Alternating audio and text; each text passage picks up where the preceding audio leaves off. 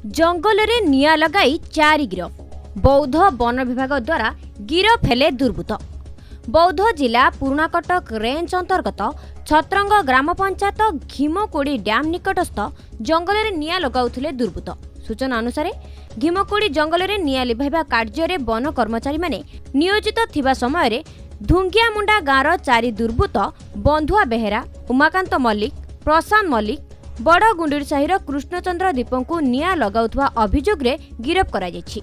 एनेई सूचना दैछंती बौद्ध डीएफओ।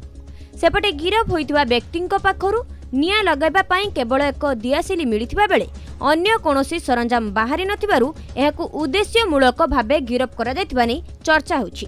अन्यपटे जिलार विभिन्न संरक्षित जंगल रे निया लागि व्यापक परिमाण रे बहु मूल्यवान गछलता नष्ट हेउथबा बेले निया को आयत करबा पई वन कर्मचारी माने निज जीवन को बाजी लगाई निया लिभाउथबा देखिबाकु मिलिछि।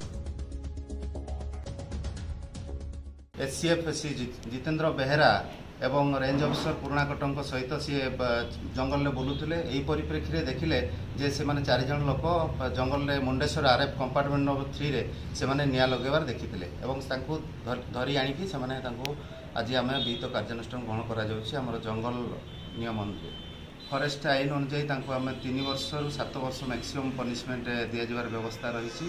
तो सही आधार रे आम हमर जो फरेस्ट एक्ट अछि 27 ओडिशा फरेस्ट एक्ट 1972 अनुसार आम तांको सीज करी फरार करी।